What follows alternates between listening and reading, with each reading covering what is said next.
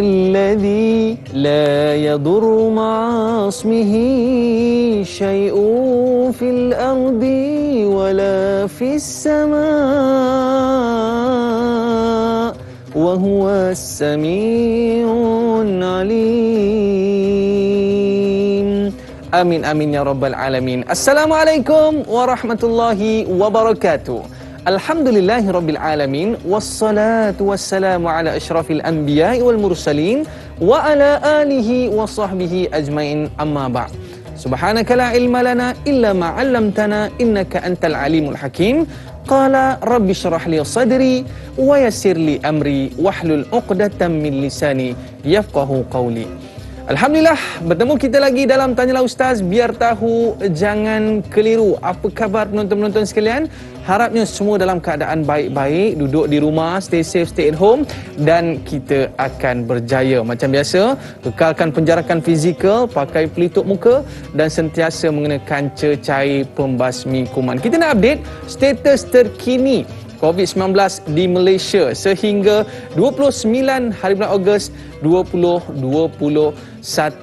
Okey, kes baru 20,579 dan alhamdulillah kes sembuh baru 20,845 orang. Dan untuk cerita dimaklumkan kes kematian baharu seramai 285 orang. Jom sama-sama kita memerdekakan negara kita ini dari wabak COVID-19. Mari kita seluruh warga negara ramai-ramai menyambut Hari Merdeka. Merdeka! Alright! Sempena dengan Hari Kemerdekaan istimewa, kita bawakan kepada anda pada hari ini sempena dengan Hari Kebangsaan, merdekakan diri. Baik, bagi mengupas topik kita pada hari ini, kita bawakan kepada anda Tuan Guru kita Al-Fadhil Ustaz Halimdin. Apa khabar Ustaz? Baik, alhamdulillah Ustaz. Masya Allah Ustaz. Kalau kita mengimbaukan sejarah ataupun pengalaman kita sebelum Ustaz, kalau hari kemerdekaan ni meletup-letup Ustaz. Orang kata kalau malam hari kemerdekaan tu cukup meriah sambutannya dengan hari kemerdekaan. Tapi hari ini Ustaz, kita bukan setakat nak merdeka dari penjajah, tapi kita nak memerdekakan diri. Bagaimana? Selepas ini Ustaz akan kongsikan kepada kita semua dalam perbincangan kita pada hari ini, istimewa Hari Kebangsaan. Jadi macam biasa, para penonton boleh terus ke Facebook Tanyalah Ustaz TV3 dan jangan lupa tekan butang like, tekan butang share agar lebih ramai yang dapat menyaksikan program kita pada hari ini. Dan jangan lupa untuk kalau ada soalan boleh call kita dan boleh ajukan soalan anda. Baik, sebagai permulaan kita pada hari ini Ustaz, merdeka. Pasti inilah igawan. Pasti inilah inginan, pasti inilah satu kemestian yang perlu kita garap, yang perlu kita dapat dalam kita menjadi sebuah negara yang merdeka. Mungkin sebagai mukadimah Ustaz, sebelum kita pergi dengan lebih jauh lagi, apakah pengertian merdeka itu sendiri Ustaz? Persilakan. Bismillahirrahmanirrahim. Assalamualaikum warahmatullahi wabarakatuh. Alhamdulillahillazi arsala rasulahu bil huda wa dinil haqq liyuzhirahu 'ala dini kullih wa kafa billahi syahida. Subhanaka la ilma lana illa ma 'allamtana innaka antal alimul hakim wa la haula wa la quwwata illa billah al-aliyyil azim. Ma ba'd. Yang saya muliakan Dai Aiman selaku moderator pengacara dalam rancangan Tanyalah Ustaz yang popular di dalam negara kita, dan juga sidang penonton muslimin dan muslimat, ibu-ibu, bapa-bapa, adik-adik, kakak-kakak yang dirahmati Allah sekalian. Apa khabar tuan-tuan dan puan-puan sekalian, sidang penonton? Hari ini kita berada pada tanggal 30 hari bulan Ogos, dan besok tomorrow kita berada pada hari yang kita nanti-nantikan, iaitu sambutan Hari Kemerdekaan negara kita Ustaz, dan juga tuan-tuan sekalian, yang kita sedia maklum kali yang ke-64 dengan temanya Malaysia Prihatin dari Aiman, iaitu tema yang sama juga yang diguna pakai ataupun yang disebut pada tahun yang lepas, bermakna Malaysia yang kita katakan itu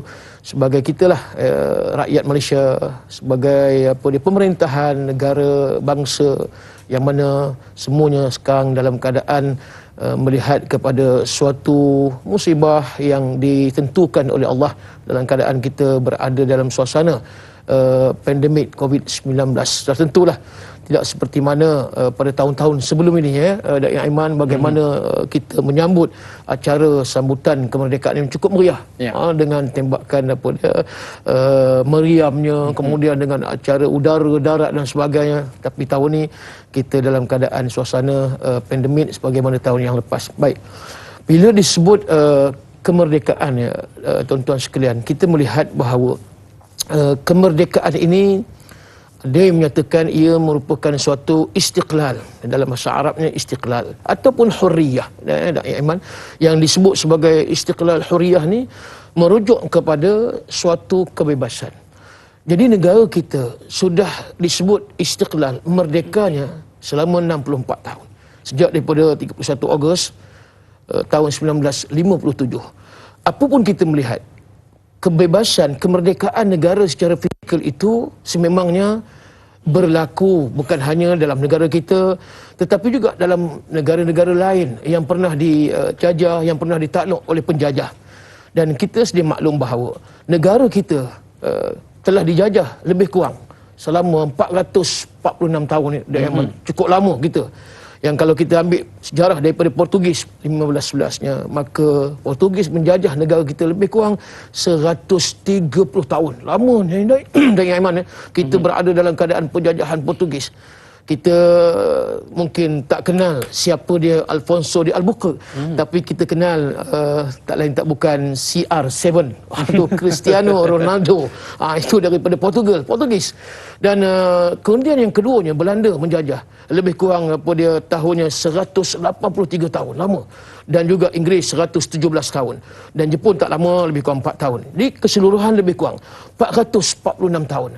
Dan alhamdulillah, dengan berkatnya usaha daripada pejuang-pejuang bangsa dan pejuang-pejuang negara, termasuk tok-tok guru, ulama-ulama dan sebagainya, hari ini kita sudah bebas daripada penjajahan yang pernah dijajah oleh kuasa asing. Dan sepatutnya kita generasi hari ini amat-amat mengetahui tentang sejarah kenegaraan, amat malang.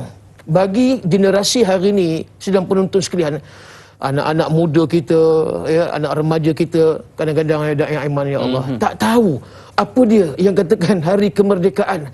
Ialah kita kata patriotik itu satulah, kibaran bendera sama ada di rumah, di pejabat, kemudian di mana-mana, di atas kereta dan sebagainya, dekat dengan kereta. Tapi bila mana disebut penghayatan kemerdekaan itu, kadang-kadang zero, tak tahu. Bahkan patutnya kita sebagai seorang Muslim sudah tentulah lebih mengerti apa definisi kemerdekaan yang sebenarnya. Sebab itu disebut oleh sama ada orang kata pejuang-pejuang bangsa ataupun pejuang negara tanah air. Begitu juga ulama-ulama memberi definisi bila disebut sebagai kemerdekaan ini sebenarnya bukanlah suatu kebebasan yang kita katakan sebagai kebebasan mutlak. Saya suka nak memetik suatu pandangan ataupun kata-kata seorang yang disebut ahli ahli demokrasi. Dia kata, dia menulis dalam satu buku Democracy in America. Democracy in America, namanya Alexis Tocqueville. Bila mana dia mengarang satu buku Democracy in America pada tahun 1835, maka dia menyatakan sebenarnya kebebasan yang dimaksudkan itu ataupun kita maksudkan sebagai kemerdekaan, maka sesuatu yang sering dikaitkan dengan kerosakan. Maknanya dia kata Alexis Tocqueville, kalau sekiranya kebebasan itu tidak diiringi dengan agama, tidak diiringi dengan akhlak, agama dan akhlak dan agama tak sinkronis, maka kata Tocqueville, dia menyebut bahawa akan berlakunya kerosakan. Sebab itu balik, bila mana definisi merdeka di dalam Islam, iaitu suatu kedamaian, iaitu suatu kesejahteraan, iaitu suatu keselamatan. Dan saya teringat juga kata Pendeta Zakbar, tokoh pendidikan negara yang hebat suatu ketika dulu, almarhum. Bagaimana kata Pendeta Zakbar, kemerdekaan itu sebenarnya ialah kita berubah daripada perbuatan dan kepercayaan yang bodoh, yang melemahkan akal, maka kepada perbuatan dan kepercayaan yang cerdik dan kebebasan fikiran. Ini kata-kata yang boleh merangsang sebenarnya cara hidup kita, cara fikiran kita, dan sudah tentulah utamanya dan yang iman dan tuan-tuan sekalian, kita meletakkan bahawasanya Islam itu datang daripada Nabi SAW, yang mana Rasulullah SAW diutuskan adalah untuk membawa kemerdekaan yang sebenarnya di dalam kehidupan fi dunia wal akhirah, bukan hanya dunia.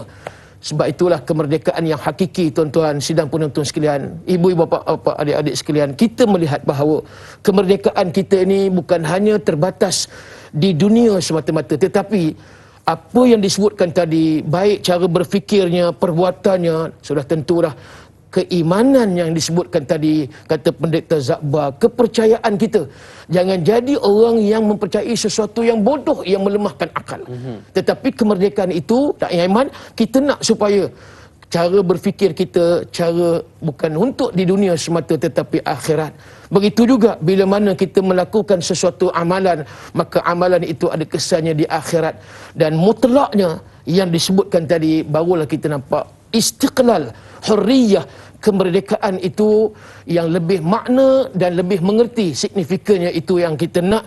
Dan hari ini kita cuba nak menghayati kemerdekaan pada tahun yang disebut 64 tahun dalam keadaan suasana yang hari ini kita berhadapan dengan wabak pandemik Covid. Dulu dan iman kita tengok tok nenek moyang kita dulu bertungkus lumus berjuang untuk membebaskan negara daripada penjajah fizikal. Tetapi sekarang kita terpaksa memerangi yang disebut wabak pandemik Covid-19 yang lebih kurang 2 tahun lah lebih kurang, kita kata. Mudah-mudahan ya, yang disebut Covid-19 itu terangkat dan diangkat oleh Allah. Mudah-mudahan kita hidup dalam keadaan sihat, dalam keadaan harmoni seperti mana sebelum-sebelum ini. Wallahu a'lam. Bukan setakat kita merdekakan diri kita dari penjajah, namun sekarang ni kalau kita tengok tafsiran 2020 dan 2021 adalah memerdekakan diri dari wabak Covid-19. Betul Ustaz? Betul. Dan kita nak ulas dengan lebih lanjut bagaimana cara untuk kita merdekakan diri kita. Kembali selepas ini, Tanyalah Ustaz, biar tahu jangan keliru.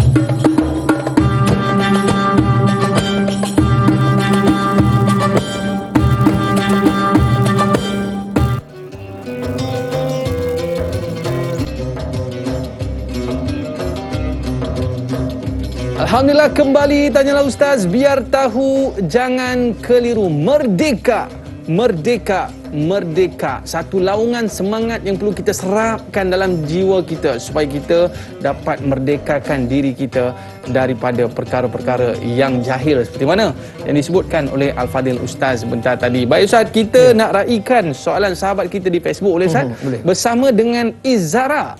Assalamualaikum Ustaz dan Da'i. Bagaimana untuk mencapai kemerdekaan saat diuji pandemik ketika ini? Adanya terpaksa berkurung dan ada segelintir menyatakan tidak cakna, masih gagal dalam mematuhi SOP yang ditetapkan. Yang kedua, apakah kemerdekaan itu perlu lahir dalam semangat jiwa tatkala untuk capai kebebasan bukan sahaja di dunia, malah kebebasan di akhirat kelak? Apakah hikmah pandemik ini menjadikan banyak masa yang terluang untuk kita berkorban masa dan tenaga untuk sentiasa dekatkan diri kepada Allah SWT dan bukannya melakukan aktiviti yang tidak berfaedah? Mohon pencerahan Ustaz. Syukran. #biar tahu jangan keliru. Baik, terima kasih kepada yang bertanya, dan Yaman dan sidang penonton yang dirahmati Allah sekalian. Kita melihat dalam suasana yang Allah Subhanahu Wa Taala hari ini sedang menguji kita, kalau kita katakan sebagai khususnya umat Islam yang ada bukan hanya dalam negara kita tetapi di seluruh dunia, tuan-tuan sekalian. Dan begitu juga amnya kepada penduduk yang ada di dunia ini. Pada waktu ini kita nampak Da'i Aiman, Allah Subhanahu Wa Taala seumpama nak bagi satu signal. Mungkin sebelum ni kita kurang cakna, kita tak alert, kita tidak sensitif. Saya suka nak menyebutkan tentang betapa hari ini nilai harga nikmat kesihatan itu cukup tinggi. Kalau kita nak bandingkan hari ini, kamu nak diberi pilihan sama ada nak harta ataupun nak kesihatan. Pasti kita akan jawab yes, kita kata kita nak kesihatan. Harta tu kita kata bukan tak penting, ya penting. Tapi kita rasa nikmat kesihatan ini yang lebih berharga. Jadi seumpama Allah nak mengajar kepada kita bahawa perlunya kita sentiasa mensyukuri. Ini yang penting ni. Perlunya kita sentiasa mensyukuri di atas nikmat. Saya nak sebutnya di dalam surah Yunus ayat yang ke-58 firman Allah. A'udzubillahi minasyaitonirrajim. Qul bifadlillah wa birahmatihi fabidzalika falyafrahu huwa khairum mimma yajma'un. Maksudnya kata Allah, wahai Muhammad, katakan dengan kurniaan Allah dan rahmatnya, hendaklah dengan itu mereka bergembira dengan kurniaan tersebut, dan daripada rahmat Allah itu adalah lebih baik daripada apa yang mereka kumpulkan. Nampak? Maknanya kalau kita nak kumpulkan apa dia? Segala bentuk keseronokan, segala bentuk kemewahan, segala bentuk kekayaan, apa juga nikmat. Tetapi nikmat yang sebenar hakikinya bila mana rupanya kita hidup dalam keadaan yang bebas, dalam keadaan yang merdeka di dalam Islam. Di sini kita melihat Allah Subhanahu wa taala menyebut di dalam surah An-Nasr ayat yang ketiga bila Allah menyatakan fasabbih bihamdi rabbika wastaghfir. Fasabbih bihamdi rabbik maknanya hendaklah kamu bertasbih dengan memuji Allah, wastaghfir, dan juga hendaklah kamu mohon keampunan daripada Allah. Innahu kana tawwaba. Sesungguhnya dia Tuhan yang Maha penerima taubat. Kalau kita melihat hari ini Allah uji kita dengan apa dia wabak pandemik Covid. Masih lagi ramai yang belum memerdekakan diri mereka. Satu, mereka tidak mematuhi perintah Allah Subhanahu wa taala. Contoh, dalam keadaan Covid masih lagi ada yang tak semayang, tuan-tuan. Allahu Rabbi. Azan berkumandang, tak duduk di tempat yang sepatutnya. Kalau kita katakan hari ini setengah tempat ataupun negeri yang boleh dah berada di masjid, tetapi kita nampak masih lagi kita dalam keadaan cuai dan lalai. Maka dalam musim Covid ini ramai yang belum lagi merdekakan diri mereka. Sedangkan kata Allah di dalam suratul Baqarah ayat yang ke-153 kata Allah, wasta'inu bis-sabri was-salah.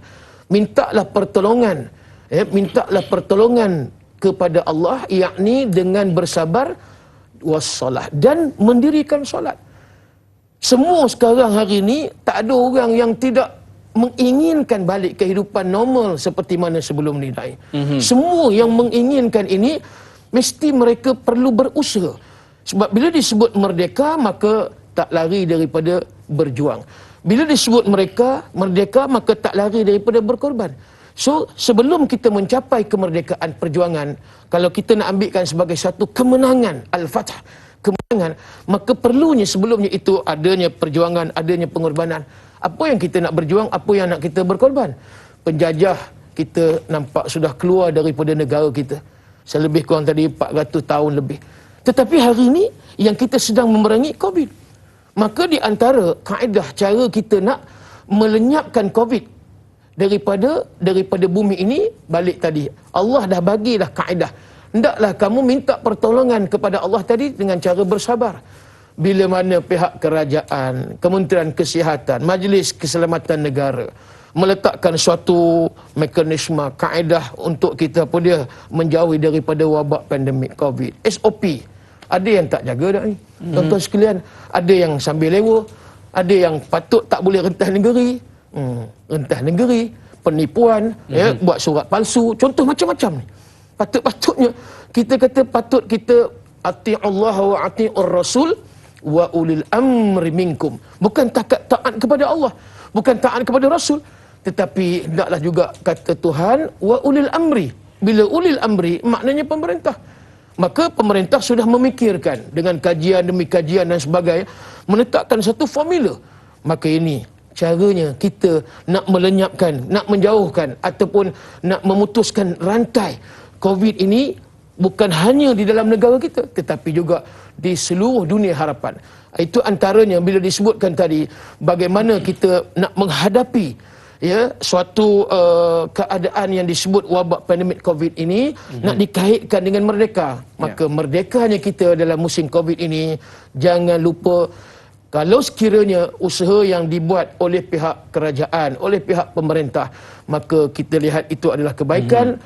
Kenapa tidak kita nak mentaati ataupun kita nak follow? Dan begitu juga tadi, bila mana Allah Subhanahu Wa Taala menyatakan, jangan kamu minta pertolongan selain daripada aku. Bermakna yang disebut sabarnya itu dan solatnya itu, insya-Allah perbanyakkan solat sunatnya, kemudian doanya mengiringi. Mudah-mudahan, hopefully kita kata, kita akan mendapat satu kemenangan yang hakiki insya-Allah daripada Allah. Baik, kemudian yang kedua tadi, yang kedua berkaitan dengan bagaimana bebas daripada jiwa. akhirat tu, Ustaz. Ya, akhirat. Ini yang penting yang sebenarnya. Sebab bila kita lihat Islam ni mengajar bukan hidup hanya untuk kebahagiaan di dunia semata, tidak. Contoh, saya ambil contohlah dai kita semua. Bila kita bekerja, yang pertama Islam meletakkan cara kamu bekerja, daripada mana kamu dapat wang. Maksud dia, kamu dapat pendapatan gaji. Kerja kamu adakah dari sudut yang halal ataupun tidak. Islam menekankan dari sudut kehalalan, sucinya, bersihnya daripada pekerjaan yang dilakukan. Yang kedua, Islam meletakkan bila kamu mendapat pendapatan, kamu ada kekayaan harta, maka kamu tidak boleh mendabik dada mengatakan bahawa harta yang ada pada kita itu adalah semata-mata daripada kita dan juga kita bebas untuk digunakan apa sahaja. Sedangkan Allah Subhanahu Wa Taala meletakkan bila kita ada kekayaan, jangan lupa orang yang susah, orang yang miskin. Bila ada harta, maknanya ada ibadat zakatnya. Bila kita ada harta, maka kita ada sedekah, infak, wakaf.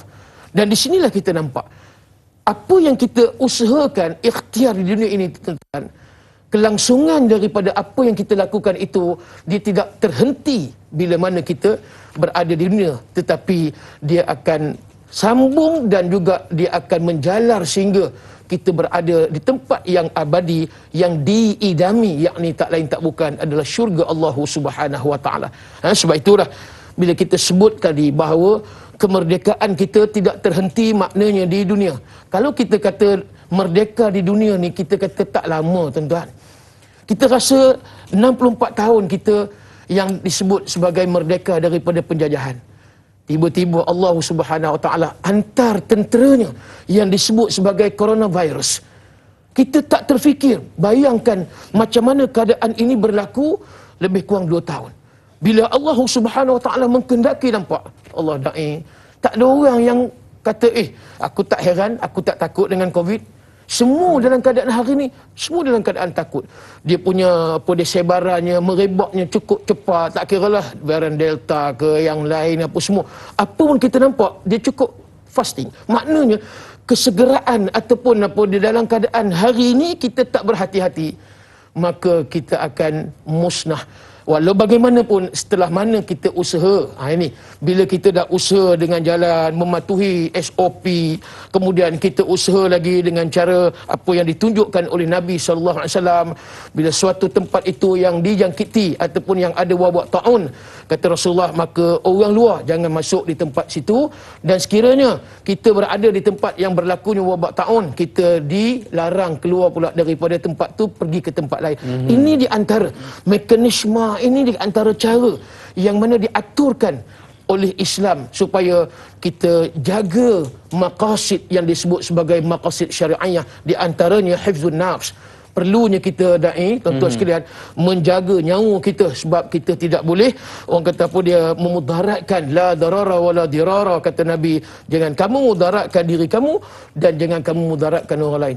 Jadi mudah-mudahan saya menjawab soalan yang disebutkan tadi, dan mudah-mudahan kita sabar di dalam ujian pandemik Covid ini, dalam menghadapi ataupun dalam suasana yang sepatutnya kita menyambut kemerdekaan secara nikmatnya, tetapi kita terbatas. Mudah-mudahan ada ganjaran pahala yang Allah beri daripada kesabaran kita, mudah-mudahan. Yang paling penting sekali, kita harapkan bebas akhirat dan kita dapat masuk ke dalam syurga Allah SWT. Kita berehat seketika, Ustaz. Baik. Kembali selepas ini, Tanya Ustaz, biar tahu, jangan keliru. Jangan ke mana-mana.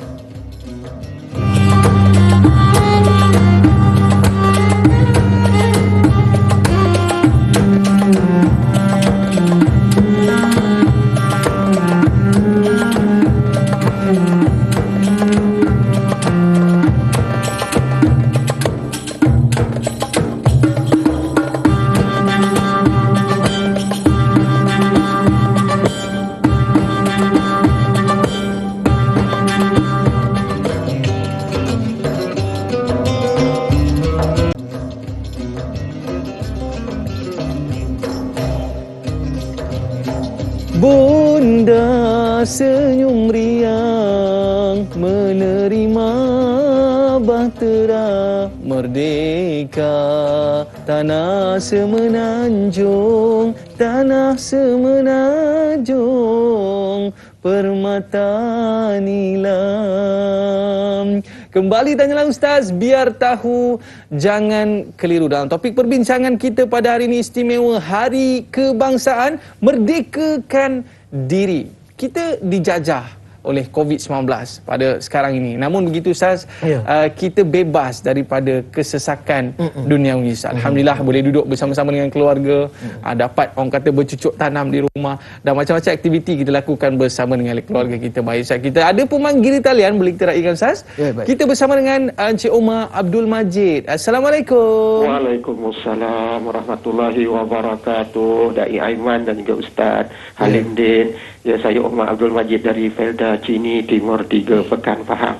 Assalamualaikum Ustaz dan juga Dai. Waalaikumsalam warahmatullahi wabarakatuh. Khabar Encik Omar? Alhamdulillah saya sihat. Sihat orang tua biasalah. Orang tua ni kadang-kadang disihat elok, kadang-kadang disakit, tak tentulah ya. Jadi soalan saya begini Ustaz ya. Saya nak tanya Ustaz ya. Kita dah merdeka dah 64 tahun ya. Ini merdeka daripada penjajahan yang dikatakan 446 Ustaz, 446 tahun dijajah oleh pihak penjajah ya. Jadi soalan saya, apakah kemerdekaan sebenar dari sudut pandangan Islam?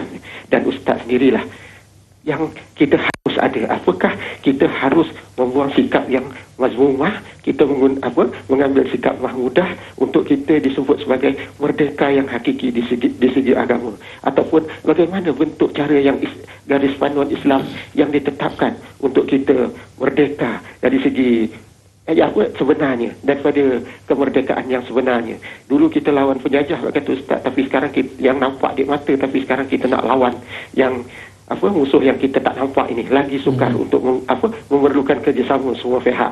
Jadi apakah sebenarnya tuntutan dalam Islam untuk memerdekakan diri kita?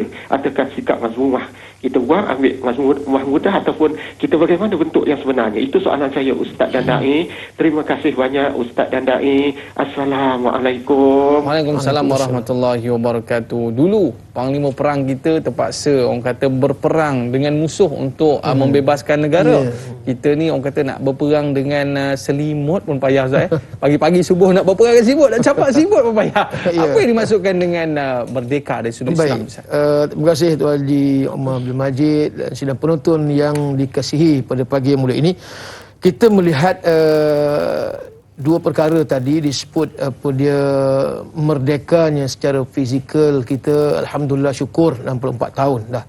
Kemudian yang kedua yang kita nak lihat juga kata Abu Hamka, iaitu kemerdekaan jiwa. Ini yang kita nak kaitkan dengan cerita hati. Bila disebut sifat mazmumah oleh Encik Omar tadi, bermakna qalbun, hati. Qad aflaha man zakkaha wa qad khaba man dassaha. Allah sebut dah jelas, maknanya kemenangan. Kemenangan ertinya tadi kemerdekaan, kebebasan, kemerdekaan maknanya kemenangan. Kepada siapa? Iaitu mereka yang menyucikan jiwa mereka daripada kekotoran. Wa qad khaba man dassaha, dan sesungguhnya rugilah kalau sekiranya kata Allah Subhanahu Wa Taala dan iman dan tuan-tuan sekalian, kita tidak lagi kita macam seumpama dah stop, berhenti daripada nak membersihkan. Sebenarnya inilah yang kita sedang berusaha nak mencari, iaitu penyucian jiwa, tazkiyatun nafs.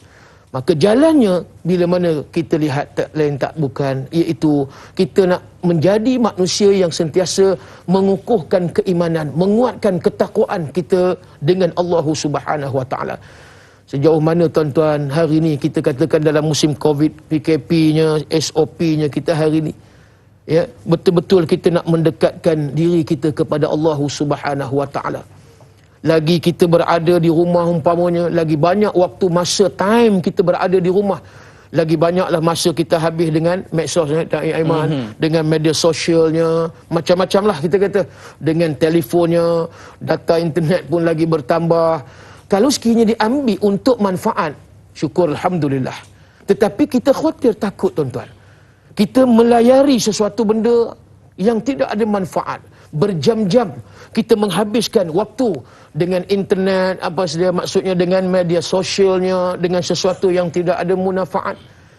Walhal patut-patut kita baca Quran, patut-patut kita nak mengenali Allah, kita nak mengenali Rasulullah. Banyakkan pembacaan buku-buku ilmiah umpama contoh.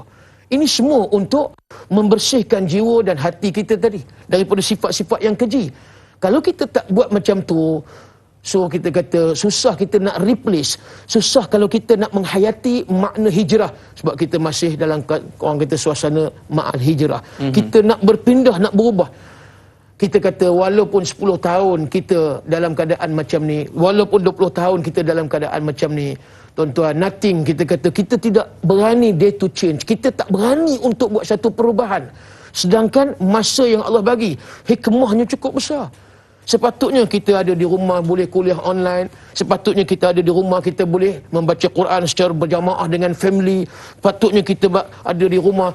Macam-macam kita boleh lakukan untuk memanfaatkan. Di samping kita perbanyakkan doa kepada Allah agar COVID-19 ini terhapus dan diangkat oleh Allah Subhanahu Wa Taala. Jadi sidang penonton yang dirahmati sekalian, maknanya merdeka yang kita nak lihat ialah suatu bentuk bukan hanya fizikal yang dah bebas daripada penjajahan, tetapi yang kita nak memerangi. Saya ingat bagaimana kata Syekh Abdul Qadir Audah Dai Aiman dan tuan-tuan sekalian menyatakan bahawa sesungguhnya penjajah sudah keluar daripada negara yang dijajah. Akan tetapi mereka meninggalkan penjajahan Ghazwatul Fikr umpamanya, yang dikatakan kita tidak bebas untuk berfikir dengan cara Islam umpamanya. Dan begitu juga kita dijajah dengan ideologi yang karut wal marut, yang karut marut, yang tak sepatutnya kita ambil. Dan begitu juga berlahirnya ism-ism yang kita patutnya jauhi, di antaranya sekularisme, pluralisme, imperialisme yang tidak meletakkan Islam yang sebenar. Maka kemerdekaan yang kita nak ambil yang ada maknanya bukan retorik, cerita tentang sejarah semata-mata, tetapi kemerdekaan itu tadi balik kepada merdekakan diri kita yang sebenar. Daripada penyembahan kepada sesuatu yang tidak ada manfaatnya. Kita dah tidak menyembah patung berhala umpama. Kita tidak menyembah Tuhan selain daripada Allah. Akan tetapi kita khawatir takut penyembahan dari sudut budaya, penyembahan dari sudut pemikiran, penyembahan dari sudut apa lagi? Kita kata amalan-amalan yang sepatutnya kita lebih maju ke depan, lebih kita kata menjadi manusia yang cerdik, akan tetapi kita balik ke belakang. Seumpama di zaman batu balik, seumpama di zaman jahiliah balik, seumpama di zaman yang seumpama kita tidak ada iman dan takwa. Sedangkan Nabi SAW meninggalkan kita 1400 tahun. Nabi letakkan Dai Aiman, Al-Quran, Nabi letakkan kita hadisnya.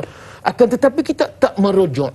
Maka apa yang berlaku semata-mata nafsu yang menguasai di dalam hati dan jiwa kita. Di sinilah disebut oleh Abu Yahamka perlunya kita menyucikan jiwa kita, sekaligus kita akan menghayati kemerdekaan yang disebut sebagai kemerdekaan di dalam Islam. Bagaimana yang saya sebutkan tadi, maka Allah Subhanahu Wa Taala menyatakan bahawa cara kamu menyambut kemerdekaan dalam Islam iaitu perbanyakkan memuji Allah, perbanyakkan tasbih, perbanyakkan istighfar. Maka kita nampak seiring dengan usaha pihak kerajaan dan kita sendiri bagaimana, iaitu perbanyakkan mohon ampun kepada Allah dan minta taubat kepada Allah Subhanahu Wa Taala. Mungkin Dai Aiman kita banyak melakukan perkara-perkara songsang kesesatan, dan mudah-mudahan bila mana kita mendekatkan diri kepada Allah, sentiasa zikrullah, hati kita akan bersih dan hati kita tenang, dan apa yang kita minta doa mudah-mudahan Allah permudahkan, Allah makbulkan. Wallahualam. Masya-Allah. Saya suka bila Ustaz sebutkan bahawa penjajah dah keluar meninggalkan kita, namun sisa-sisa penjajahan mereka, cara hidup mereka masih terpahat di jiwa sanubari kita. Jadi itu yang perlu kita bebaskan dan kita nak hidup dengan cara Islam. Kita berehat seketika. Para penonton jangan ke mana-mana. Kembali selepas ini Tanyalah Ustaz, biar tahu jangan keliru.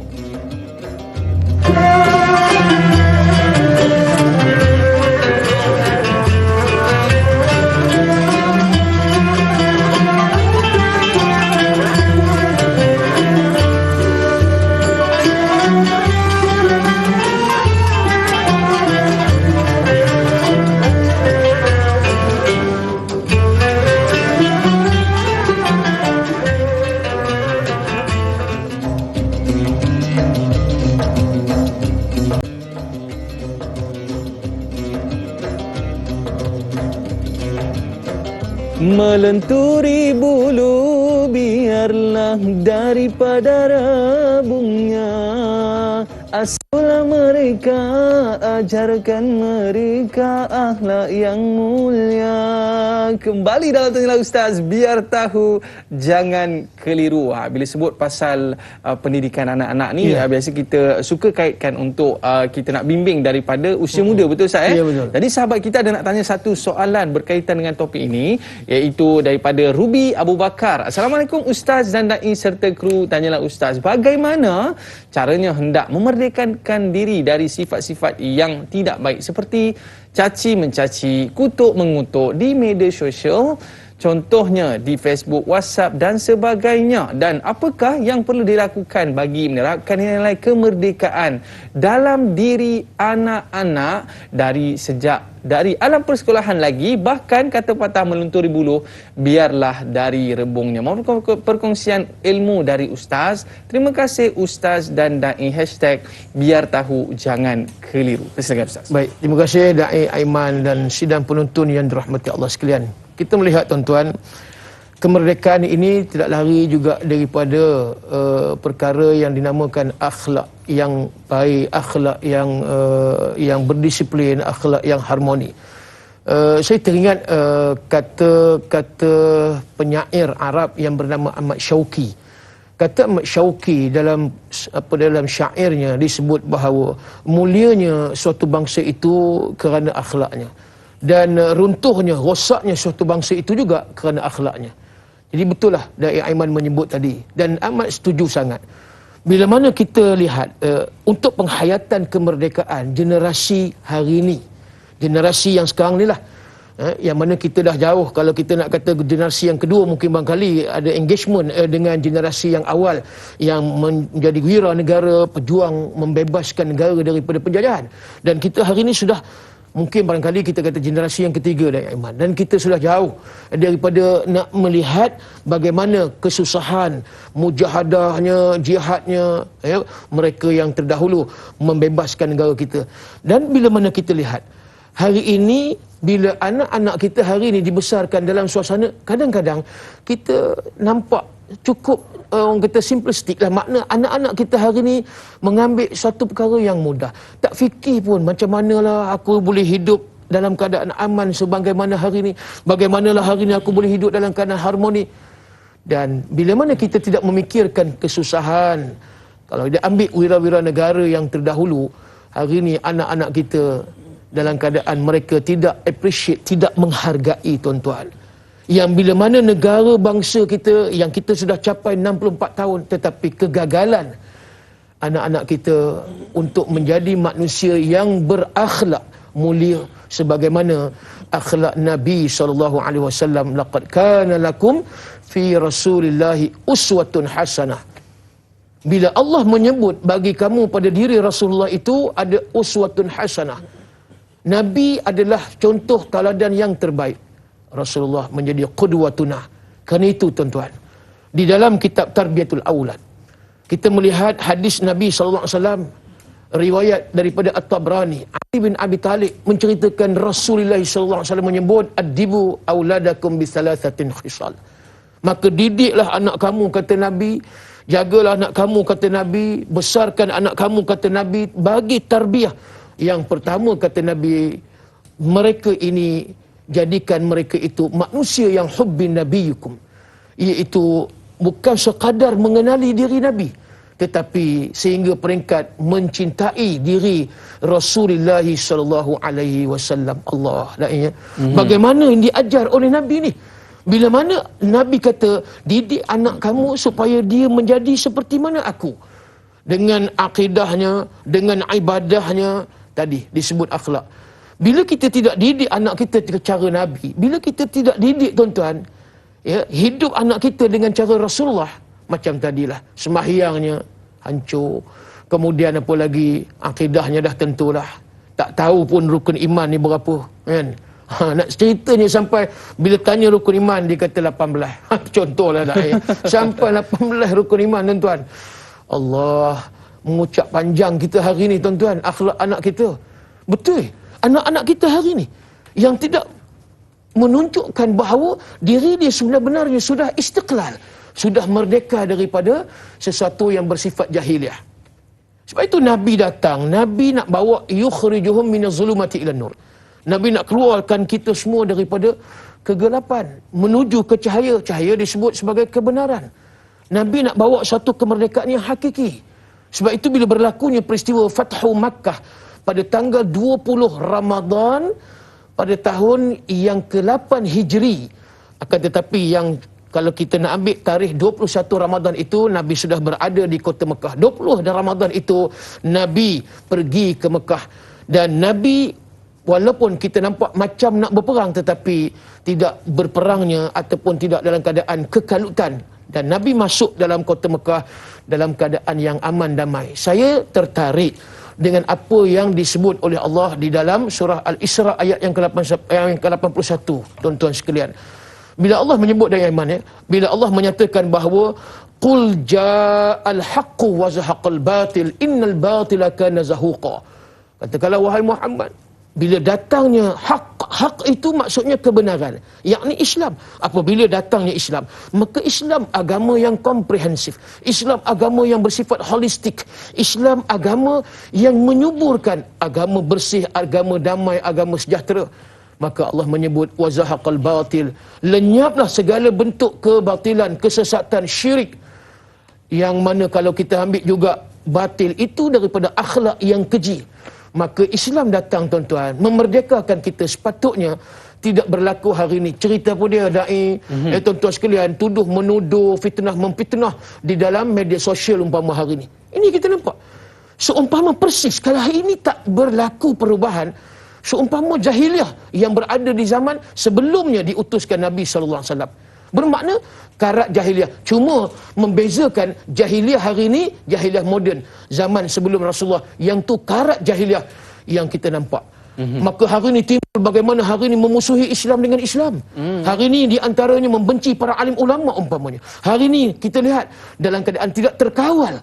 Kadang-kadang netizen minta maaf, sorry to say, kadang-kadang memberi komennya, ya Allah, seumpama kitalah da'i hakim, seumpama kitalah ketua polis negara, seumpama kitalah Perdana Menteri.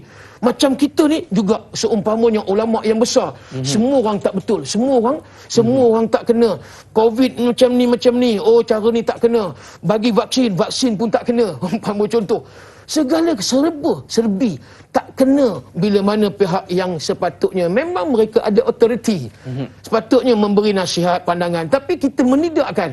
Ini kadang-kadang kita orang kata ya, menjadi orang yang overrated, orang yang melampau, orang yang yang kita kata yang ekstrim. So kita balik kepada Islam. Cara Islam tadi meletakkan tadi, kalau sekiranya peristiwa Fathu Makkah yang berlaku pada tahun yang ke-8 Hijri, yang disebut kemerdekaannya, yang disebut kebebasannya, tuan-tuan, bukan hanya dunia sahaja, tetapi Nabi melihat kepada akhirat. Maka tidak ada lagi penyembahan kepada patung-patung berhala. Tidak ada lagi kita kata penyakit-penyakit mazmumah hati yang disebut oleh Encik Omar Abdul Majid tadi. Tidak ada lagi satu perasaan yang kita kata perasaan yang memusuhi di antara Islam dengan Islam. Sebab diajar oleh Nabi tadi, kamu mencintai Rasulullah, mengambil satu cara hidup yang ada pada Nabi. Yang kedua, Nabi kata wa hubbi ahlu baitihi, dan didiklah anak kamu supaya menyayangi, mencintai ahli keluarga, hormat pada mak bapak. Hari ini da'i, tuan-tuan sekalian, macam mana anak-anak kita hari ini dengan mak ayah? Saya pun ada mak ayah dulu, tapi dah meninggal lah da'i. Dua-dua dah meninggal. Mungkin da'i ada lagi kot. Alhamdulillah, Alhamdulillah. Jadi tuan-tuan, akhir zaman ni bagaimana Nabi kata kita dalam keadaan aqqa ummahu wa jafa abahu wa barra sadiqah. Berapa ramai anak yang derhaka pada ibu mereka, berapa ramai yang tidak mendengar nasihat bapa mereka. Lalu kata Nabi, mereka bertindak lari daripada rumah. Yang ketiga, wa barra sadiqah. Lalu kata Nabi, maksiat yang dilakukan oleh anak-anak bila mereka dengan kawan-kawan cukup kamcin, cukup baik, cukup mesra, tetapi dengan mak bapa, dengan abang adik kakak, Allahu Akbar, macam singa, tuan-tuan, bergaduh, berkelahi, berbalah. Ini suasana yang Nabi sebut, tuan-tuan, 1400 tahun dulu. Kalau sekiranya kita tidak mendidik anak kita tadi dengan dua yang disebutkan tadi, mencintai ahli keluarga, dan yang ketiga wa tilawatil Quran. Akhirnya Nabi kata, didiklah anak kamu dengan Al-Quran. Al-Quran ini adalah satu terjemahan kalau kita nak ambil akhlak Rasulullah SAW daripada A sampai ke Z lah. Nabi ni terjemahan daripada apa yang ada dalam Quran. Sebab itu Aisyah menyatakan kalau nak tengok Al-Quran, tengoklah pada Rasulullah. Kalau nak tengok Al-Quran, maknanya akhlak yang ada dalam Quran itu sudah diterjemahkan oleh Nabi SAW. Baru kita nampak roh spiritual kemerdekaan yang sebenar. Bukan hanya kita menyatakan bahawa sambutan kemerdekaan itu khawatir takut pandangan manusia, pandangan orang kata alah retorik semata-mata. Tetapi tidak, daripada sambutan hari kebangsaan, sambutan hari kemerdekaan, maka meresapi jiwa mereka kita yang mana berteraskan kepada akidah, iman dan taqwa. Wallahu a'lam. Saya nak cuba highlightkan satu poin yang Ustaz sebutkan sebentar tadi, iaitu cara untuk kita membebaskan akhlak kita daripada akhlak-akhlak penjajah, iaitu dengan cara kita mengikut akhlak Nabi Muhammad SAW. Baik, kita ada sahabat kita di talian nak bersama dengan Al-Fadhil Ustaz. Boleh kita raikan Ustaz? Ya, okey, kita bersama dengan Abdullah Usman. Assalamualaikum. Waalaikumsalam. Dipersilakan Cik Abdullah. Selamat Hari Merdeka yang ke-64. Sama. Selamat Hari Merdeka. Silakan. Ustaz, macam mana hendak memerdekakan umat daripada kemiskinan? Kalau kita dapat mengatasinya, bermakna kita merdeka daripada hidup susah. Lagi satu ialah tentang bolehkah kita majukan rakyat bekerja keras, semangat patriotik untuk merdekakan daripada hidup susah. Minta pencerahan itu saja. Terima kasih. Sama, terima kasih Encik Abdullah. Orang kata sebagai ini konsultan kewangan pula Ustaz. Ya, betul. Macam mana kita nak merdekakan diri kita dari kemiskinan? Ya. Silakan Ustaz. Terima kasih. Terbaik juga soalan pada pagi ini. Cerita bagaimana kita nak merdekakan diri kita ataupun satu kelompok golongan manusia yang miskin, yang susah. Dan Aiman dan tuan-tuan sekalian, saya berpengalaman bekerja di pusat zakat, di lembaga zakat sebuah negeri. Dan lama juga, lebih kurang 15 tahun. Kita faham sangat. Bila sebut miskin, bila sebut fakir dan miskin ni, bukan senang kita nak mengubah. Kalau kita kata suatu benda yang kita nak hijrah, Allah menyebut dalam surah Ar-Ra'd ayat yang ke-11, innallaha la yughayyiru ma biqaumin hatta yughayyiru ma bi anfusihim. Allah menyebut aku tidak ataupun kami tidak mengubah nasib suatu kaum sehingga mereka yang mengubah nasib mereka sendiri. Ya, dan satu lagi hadis Nabi menyatakan kadal faqru an yakunal kufra. Kefakiran, kemiskinan itu boleh membawa kepada kufur. Allah, na'udzubillah min zalik. Bukan maksudnya kita kata apa dia fakir miskin ni suatu musibah malapetaka, tapi kita nak sebutnya khawatir takut. Ya, kadang-kadang kalau kita lihat orang-orang kaya, mereka ada yang rajin beribadat, maka Allah lebih suka orang kaya yang beribadat. Dan lagi satu dalam itu hadis qudsi menyebut Allah benci kepada orang yang melakukan kesombongan, tetapi Allah lagi benci kepada orang-orang miskin yang sombong. Nampak? Miskin, itu sombong. Miskin kemudian sombong pula dai. Ertinya tuan-tuan, bila disebut kemiskinan ni, semua orang tidak bercita-cita pun. Tak ada orang tanya di sekolah, Muhammad bila mana besar nanti cita-cita nak jadi apa? Saya cita-cita nak jadi orang miskin. Tak ada dai. Tak ada kita bercita-cita nak jadi orang miskin. Semua nak jadi hebat, nak jadi jutawan, nak jadi billionaire, millionaire, nak jadi itu, nak jadi. So bila mana Islam meletakkan kemiskinan ini keadaan yang kita tidak boleh elakkan. Bukan maksud satu kalau kita kata takdir, tetapi kita perlunya berusaha bangkit. Ini kita nak katakan sebagai satu kemerdekaan. Alhamdulillah, pengalaman saya yang bekerja di pusat zakat, ada daripada yang menjadi penerima zakat. Tetapi datang kali ini, dia kata saya bukan nak menerima zakat, bukan saya nak isi borang agihan zakat, tetapi saya nak membayar zakat. Allah. Masya Allah. Ini yang kita kata hebat. Dia disebut orang yang merdeka. Maknanya apa yang dia dapat selama ni, mungkin barangkali 5 tahun. Kita ambil 5 tahun. Dia dapat bantuan bulanan, bantuan persekolahan anak, dia dapat bantuan ini, buat rumah itu sebagainya. Hasil daripada bantuan yang diberi oleh pihak pusat zakat, maka dia ada usaha. Ini yang kita nak. Cara merdeka tadi balik kepada jihad. Kalau tidak jihad, maknanya tidak ada makna kemerdekaan. Sebab kemenangan itu pasti datang daripada usaha. Dia nak merdekakan diri dia daripada kemiskinan, maka dia kena belajar. Kalau kata dia nak berniaga, kena belajar dulu. Okey, berniaga sikit-sikit, tak apalah jual air tebu umpamanya, ataupun buka kedai runcit. Yang datang bayar zakat tadi, dia datang daripada dulunya ambil agihan zakat, dia usaha. Ada di antaranya buka kedai jahit, adanya tuan-tuan di antaranya buka kedai runcit.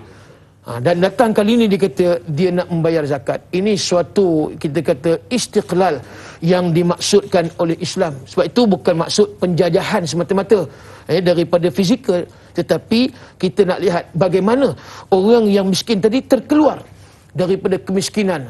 Daripada dulunya susah nak pergi masjid, alhamdulillah dah ada duit sikit, kemudian kakinya sudah ringan untuk berjalan melangkah masuk ke dalam masjid. Di samping itu ekonomi. Ini kita nak ekonominya, ekonomi yang halal daripada yang halal, kemudian dia menjanakan pula lagi bagaimana dia pula boleh membayar zakat. Yang kita nak. So kita ambil tadi, bahawasanya orang-orang yang miskin jangan bimbang, jangan risau, sebab kita sebenarnya ada lagi manusia yang menyayangi diri kita. Nabi menyatakan bahawa khudh min aghniyaihim faturaddu ala fuqaraihim. Ambillah harta daripada orang yang aghnia, yang kaya, kemudian yang dah sampai waktunya mereka boleh menunaikan zakat, maka diagihkan kepada kita, orang miskin. Dan kitalah tadi kena usaha, dan juga kita kena mendekatkan diri kepada Allah. Maka balik kepada merdeka itu juga hendaklah perbanyakkan rasa syukurnya ke atas Allah Subhanahu Wa Taala, di atas nikmat yang Allah berikan. Mudah-mudahan wa amma bi ni'mati rabbika fahaddits, bukan sekadar lidah sahaja menyebut alhamdulillah dengan nikmat yang Allah berikan, tetapi mensyukuri itu juga bila mana kita melakukan perbuatan, di antaranya ibadat solatnya, puasanya, zakat tadi, insya-Allah. Mudah-mudahan mereka dapat juga menunaikan haji. Yang penting sekali, apakah usaha kita untuk melakukan perubahan dalam kehidupan kita. Miskin ujian, kaya pun ujian. Tapi bagaimana kita berusaha itu, dan selebihnya kita bertawakal kepada Allah Subhanahu Wa Taala. Kita dah tamat di TV3 Ustaz. Dan kita akan sambung lagi 30 minit di TV9. Para penonton jangan ke mana-mana, kembali selepas ini. Tanyalah Ustaz, biar tahu, jangan kira.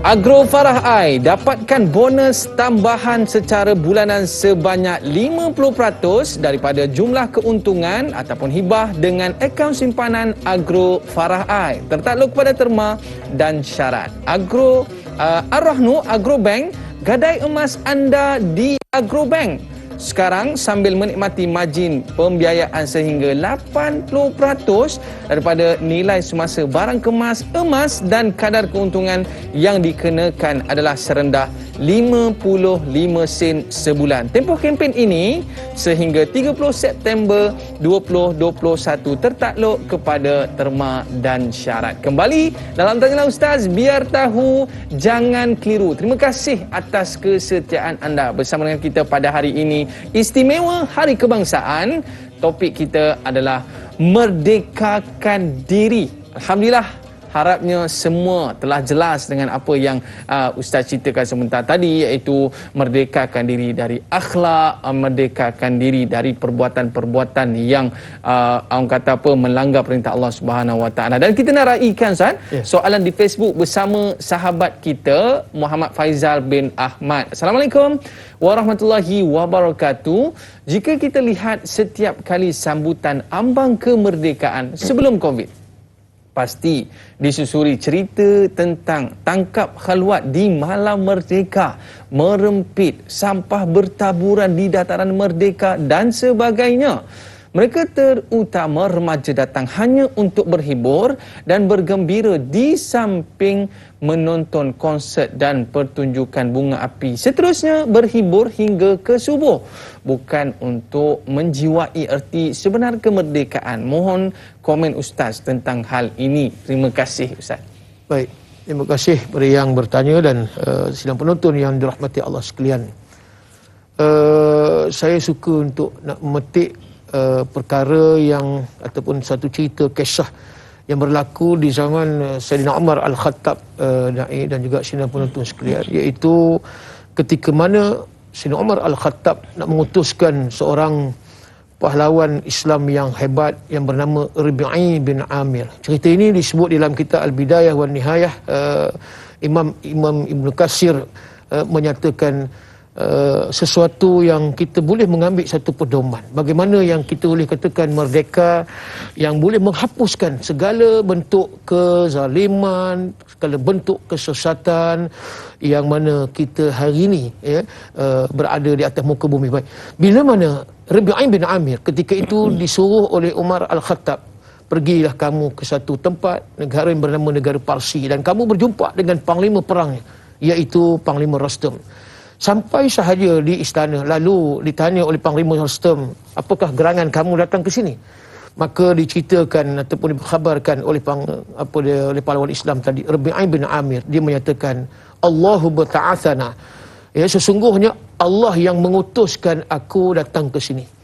Apa tujuan? Linukhrij man syaa min ibadatil ibad ila ibadatillahi wahdah. Maka aku datang ke sini untuk mengeluarkan kamu semua daripada menyembah kepada manusia sesama manusia, maka marilah kita menyembah kepada Allah Subhanahu wa taala. Satu. Yang kedua, wa min jawril adyan ila al-adl Islam. Daripada keganasan agama, maka aku nak bawa satu kemerdekaan, yakni marilah kita melihat kepada keadilan Islam. Dan yang ketiga, wa min diqid dunya, daripada kesempitan dunia yang ada ila si'atiha, maka marilah kita melihat kepada keluasan dunia dan akhirat. Maka kata-kata ini kita melihat bahawa suatu makna yang sebenar. Merdeka ini kita bukan hanya sekadar tadi membebaskan negara daripada penjajahan, tetapi kita nak melihat bagaimana Islam ini mencorakkan kehidupan manusia menjadi manusia yang makmur, yang dapat mengimarahkan dunia dan muka bumi ini dengan kehendak Allah dan juga Rasul Allah Subhanahu wa taala. Dan bila mana tadi dilihat bagaimana cara kita hari ini menyambut kemerdekaan, terutama anak-anak muda tadi, anak-anak remaja. Mereka tahu bahawa merdeka ni suatu acara yang kita adakan sebagai cara sambutan tiap-tiap tahun dah, kita kata countdown lah. Kalau sambutan tahun baru pun disebut countdown juga. Merdeka pun dia ada countdown, detik 12 malam. Sampai pukul 12.30 malam, maka kita tahulah sebelum ni macam mana, dengan percikan bunga apinya, kemudian dengan konsert, nyanyian, hiburan dan sebagainya. Allahu Rabbi.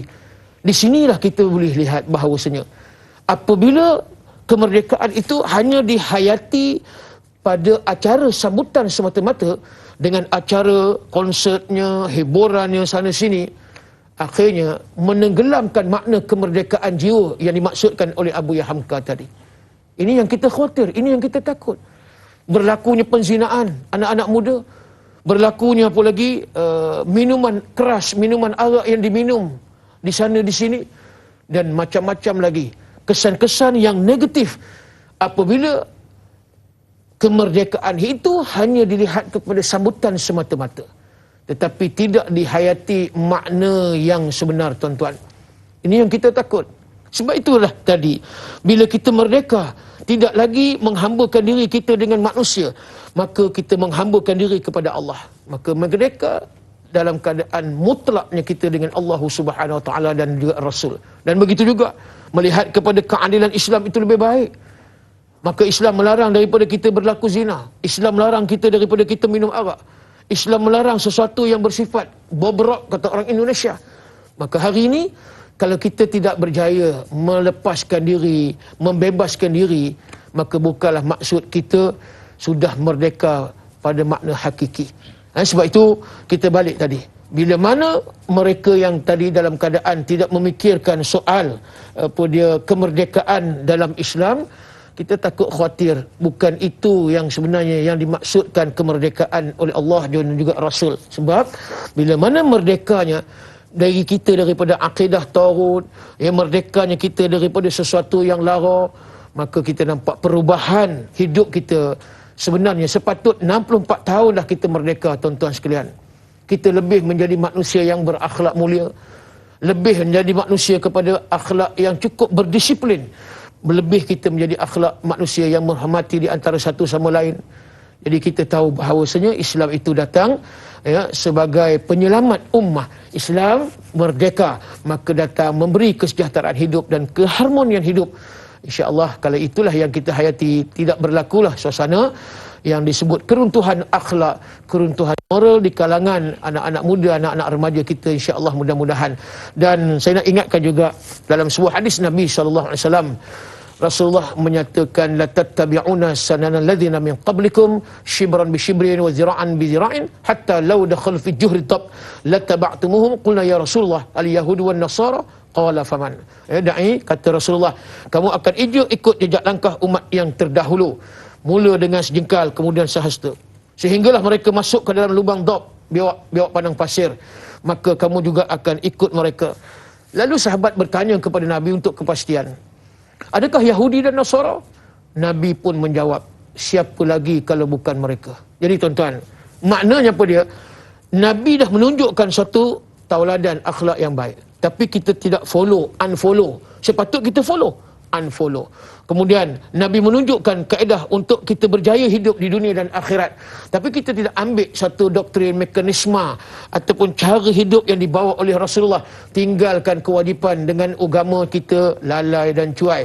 Maka kita ambil dunia yang semata-mata tadi, tapi disebutkan tadi oleh seorang pahlawan Islam tadi, Rubi'i bin Amir, wa min diqid dunya ila si'atiha. Aku juga nak mengeluarkan kamu daripada dunia yang sempit kepada keluasan dunia dan akhirat. InsyaAllah, kalau itulah yang kita faham, maka kita ada bukan setakat negara yang merdeka, tetapi juga jiwa yang merdeka, insyaAllah. Kesempitan dunia berpindah kepada keluasan akhirat. Itu yang sebenarnya kita nak cari. Kerana apa? Di dunia ini kita hidup sementara, dan di akhirat khalidina fiha abada, kekal abadi. Kita berehat seketika Ustaz, kembali selepas ini. Tanyalah Ustaz, biar tahu, jangan keliru.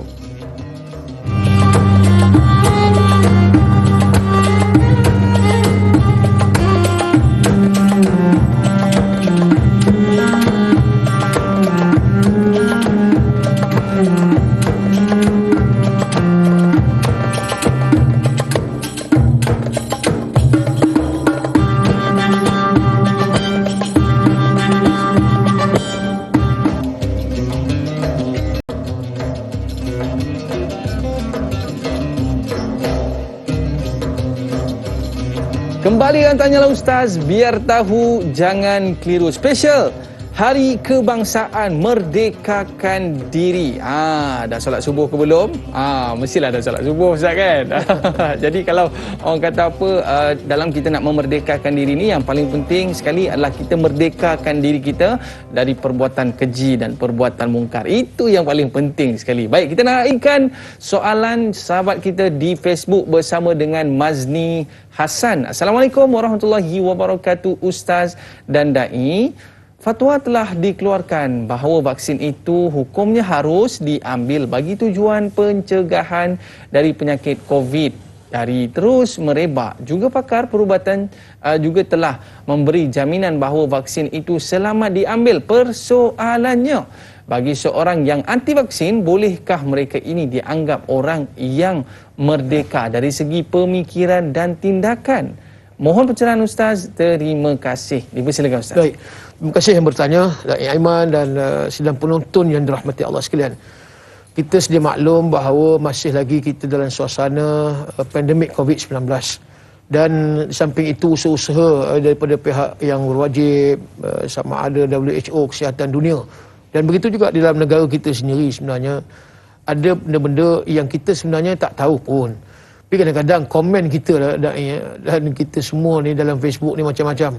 Seumpama kita juga doktor, seumpama kita juga ketua pengarah kesihatan, dan sampai peringkat kita ni, orang kata sampai membabi buta, ya, meletakkan seumpamanya apa yang sedang diusahakan oleh pihak kerajaan, sampai kita kata sebenarnya membohong, kita kata. Sampai kita kata ini cerita semua Dajjal punya cerita. Ini Karut wal Marut ni. Baik tuan-tuan sekalian. Di dalam Al-Quran menyebut tentang apa dia, kita perlunya berusaha mencari sesuatu, kita kata apa dia, rawatan ataupun ubat dan seumpama dengannya. Sama ada Quran dan juga hadis. Dalam Quran juga menyatakan wa nunazzilu minal Quran ma huwa syifaa'un wa rahmatul lil mu'minin. Dalam surah Al-Isra ayat yang ke-83, Al-Quran diturunkan menjadi syifa, penyembuh, penawar, apa juga sakit, masuklah penyakit di dalam hati. Baik, kemudian di dalam hadis Nabi pun menyebut bahawasanya likulli da'in dawa, maknanya setiap penyakit itu, kata Nabi, ada dia punya dawa, maknanya bila Allah turunkan penyakit, maka dia ada dia punya rawatan dia, ada dia punya ubat dia. Cuma kita, ya, yang apa dia belum mungkin menjumpai dia punya rawatan yang sebenarnya. Cuma yang ada sekarang ini yang disebutkan tadi, vaksin. Dan memang kita fahami bahawa vaksin ni bukan suatu ubat. Cuma di samping kita boleh usaha dan ikhtiar. Disebut oleh apa dia Profesor Said Muhammad Naqib Al-Attash, bila disebut merdeka, kata Dr. Said Naqib Al-Attash, merdeka itu maksudnya adalah ikhtiar. Di sini kita nampak makna ikhtiar itu juga pada perkara yang kita sedang hadapi, COVID. So kalau tidak ada ikhtiar untuk mencari sesuatu, untuk kita avoid, elak ataupun nak menjauhi daripada jangkitan wabak COVID-19, kita nampak lagi teruk, tuan-tuan. Kalau sekarang pun dah berapa juta ya da'i yang dah mati seluruh dunia. Dan dijangkiti pun dah, saya rasa lebih 200 juta dah sekarang, terutama di Amerika. Sebab itu US dan negara-negara barat yang lain, mereka ni bertungkuh lumus siang malam pagi petang 24 jam 24 hours mencari sesuatu yang boleh menjadikan penawar ataupun dikatakan ubat. Timbul macam-macam lah. Kita tak nafikan ada habatus saudaknya, kemudian madunya da'i, dan juga yang lain-lain, tuan-tuan, untuk menjadi satu suplemen lah kita kata, ataupun menjadi satu alat ataupun makanan yang boleh kod-kod lah menjadi makanan yang mencegah COVID. Nak menyembuhkan fully sepenuhnya kita rasa mungkin bukan lagi waktu dia, kita rasa. Ada orang kata dengan bunga cengkeh, macam-macam lah. Dengan apa dia, benda-benda yang tradisional kita katakan. Kita tak nafikan. Tetapi perlunya tadi kita mengakui bahawasanya ciptaan, kajian dan ciptaan vaksin-vaksin ini, maka kita nak kena ambil kira juga, tuan-tuan. Jangan sampai kita menjadi golongan anti-vaksin.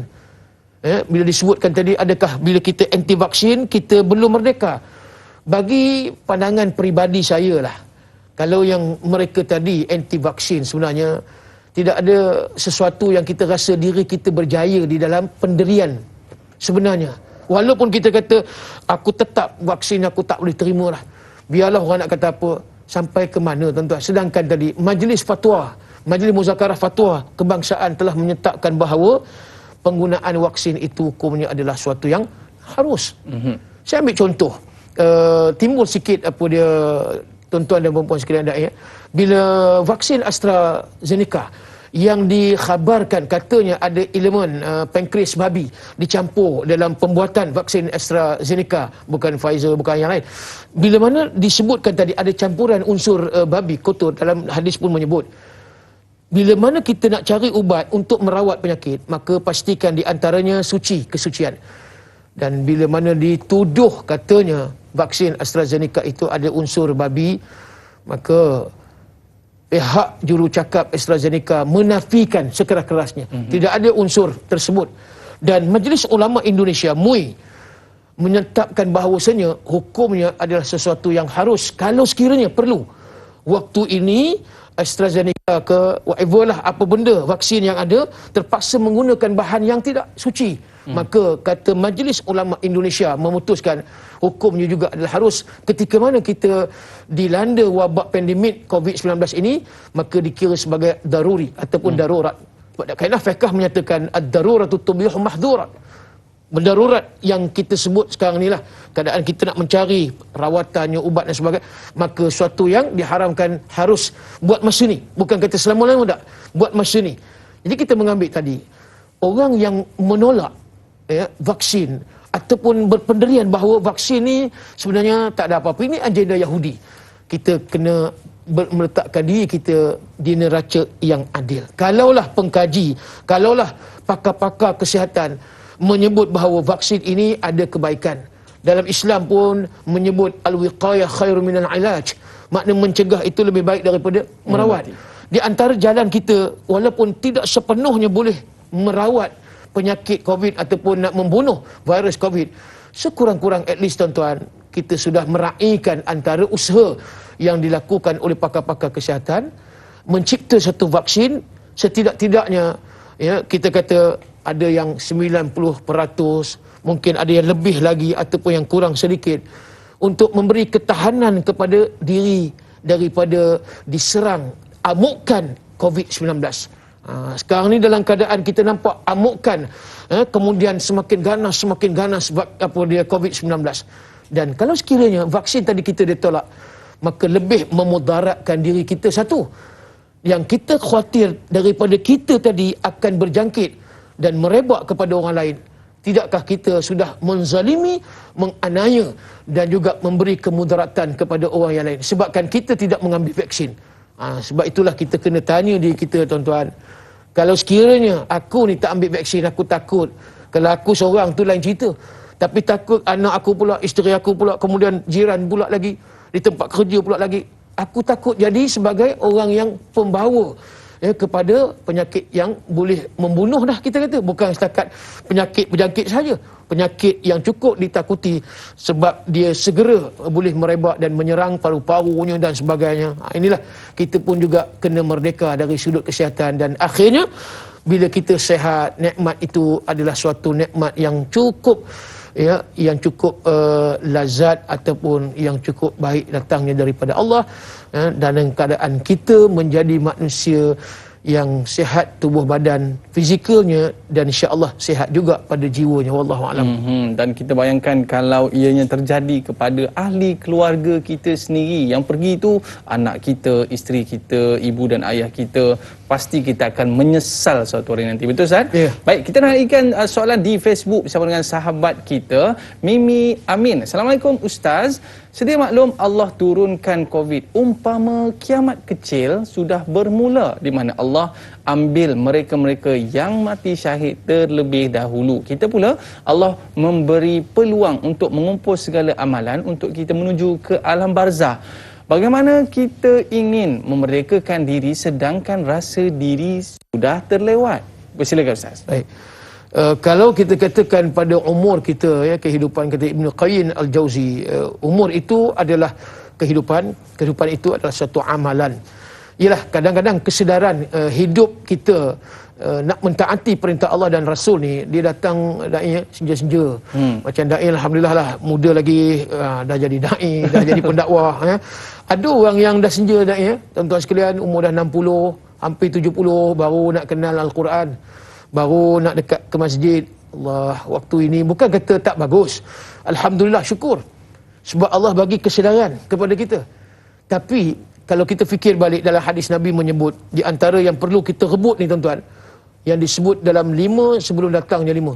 Rebutlah kamu 5 perkara sebelum datangnya 5 perkara. Di antara yang pertama sekali Nabi kata, syababaka qabla haramik. Maknanya umur muda sebelum datangnya tua. Nampak? Ertinya Islam datang ni yang disebut al-haq, kebenaran itu Islam. Islam mengajak supaya anak-anak muda, anak-anak remaja, mereka inilah yang sebaik-baiknya waktu usia dapat memerdekakan diri mereka daripada cengkaman kezaliman diri dan juga kesesatan agama. Sebab itu kita nampak di antara sahabat yang awal Islam, Ali bin Abi Talib, begitu juga Mus'ab bin Umair, dan begitu juga Amir bin Fuhairah dalam watak hijrah Nabi, yang wanitanya tak ketinggalan. Kita melihat di antaranya Asma binti Abi Bakr, begitu juga Aisyah binti Abi Bakr.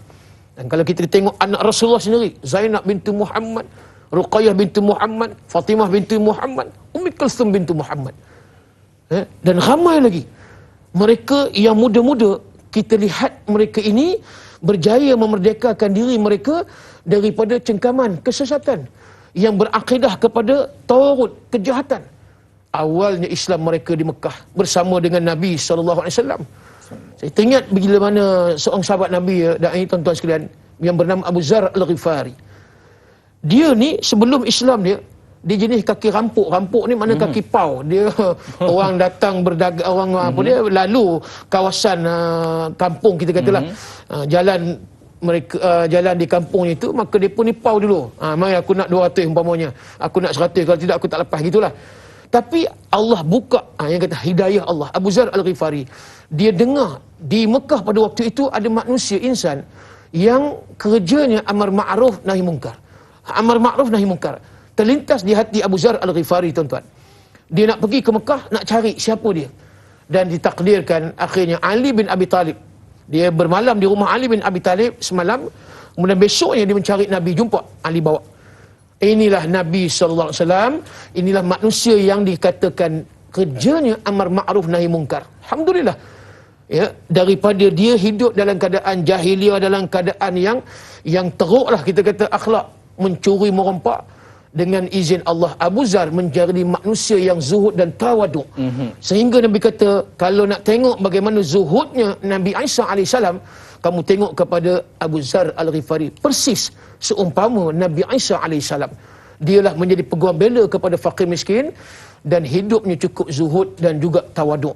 Tuan-tuan sekalian, saya nak mengambil tadi bagaimana yang disebutkan kita hari ini. Jangan kita kata aku ni Allah tak sayang dah kot, umur aku dah tua, kalau aku buat ibadat pun Allah, aku ni tak tahulah berapa lama sangat nak hidup, ya, daripada aku nak buat baik tak berapa lama ni, teruskanlah dengan keadaan jahiliah aku. Jangan macam tu, tuan-tuan. Ya, kita yakin bahawa Allah Maha Pemaaf. Sesungguhnya dosa yang kita lakukan itu besar, tetapi ingat, keampunan daripada Allah itu sebenarnya lebih besar daripada dosa yang kita buat. Jadi kita fikir secara positif, supaya apa dia? Supaya baki hidup kita, umur yang ada ini insya-Allah dimanfaatkan sepenuhnya. Ya, kita diberi ujian oleh Allah. Mungkin ini sebagai ujian, disebut sebagai musibatu tarbiyah. Musibah Covid ini mungkin tarbiyah, nak mendidik, nak menyedarkan kita. Yang dulu sudahlah kita kata enough is enough. Lama dah. Ya, kita dalam keadaan kemelaratan umpamanya. Kita dalam keadaan lalai. Sekarang kita lah sedar, Allah bagi kesedaran melalui Covid umpamanya. Daripada dulu aku tak ingat Tuhan, tapi bila aku diserang dengan amukan Covid-19, ya Allah, betapa syukurnya aku, Allah panjangkan umur aku. Sedangkan berapa hari aku ditidurkan dalam keadaan tidak, susah nak bernafas, oksigen ni kurang, sehingga orang dah baca Yasin dan sebagainya. Tapi ditakdirkan Allah, tuan-tuan sekalian, Allah Subhanahu Wa Taala nak bagi nyawa kita panjang lagi. Maka bila balik kita sihat daripada Covid, dan kita teruskan usaha kita untuk mencari redha Allah Subhanahu Wa Taala. Artinya tak terlambat lagi. Dalam hadis tadi juga menyebut wa hayataka qabla mautik, maka hidup kita sebelum mati. Selagi hidup di kandung nyawa, mudah-mudahan kita usaha dan teruskan pengorbanan, perjuangan untuk memerdekakan diri kita dunia dan akhirat. InsyaAllah Ustaz. Baik, kita nak akhiri pertemuan kita pada hari ini dengan bacaan doa. Mungkin Ustaz boleh pimpin doa kita, Ustaz. Bismillahirrahmanirrahim. Alhamdulillahirabbil alamin. Wassalatu wassalamu ala Rasulillah wa ala alihi wa ashabihi ajma'in. Radina billahi rabba wa bil islami dina wa bi Muhammadin nabiyyan wa rasulah. اللهم افتح علينا فتوح العارفين وارزقنا فهم النبي بجاء خاتم المرسلين. اللهم أرنا الحق حقا وارزقنا اتباعه وأرنا الباطل باطلا وارزقنا اجتنابه. اللهم إنا نسألك علما نافعا وعملا متقبلا ورزقا واسعا وشفاء من كل داء اللهم أحسن عاقبتنا في الأمور كلها وأجرنا من خزي الدنيا وعذاب الآخرة. Allahumma inna na'udzubika minal baras wal junun wal juzam wa min sayyi'il asqam. Allahumma kshif 'anna al bala wal waba wal ghala ma la yakshifuhu ghairuka. Bismillahirrahmanirrahim. Bismillahirrahmanirrahim. Bismillahirkafi. Bismillahirmu'afi. Bismillahilladzi la yadur ma'asmihi syai'un fil ard wa la fis sama' wa huwas sami'un alim. Allahumma ja'al jam'ana jam'an marhuma wa tafarruqna min ba'dihi tafarruqan ma'suma. Wa sallallahu ala khairil khalqihi Muhammadin nabiyil ummi wa ala alihi wa sahbihi wa baraka wa sallam. Walhamdulillahi rabbil alamin. Amin, amin ya rabbal alamin. Terima kasih kepada Al-Fadhil Ustaz atas penjelasan topik kita pada hari ini, merdekakan diri. Dan terima kasih kepada para penonton. Esok temu janji kita bersama dengan sahabat saya Dai Hadari dan panel Datuk Ustaz Muhammad Kazim Ilyas dalam Istimewa Hari Kebangsaan Umat Prihatin. Kita jumpa lagi esok. Saya Daiman mohon maaf atas lanjur kata terlajak bicara. Lai dakwah, share ilmu. Assalamualaikum warahmatullahi wabarakatuh. Ila liqa, ma'assalamah.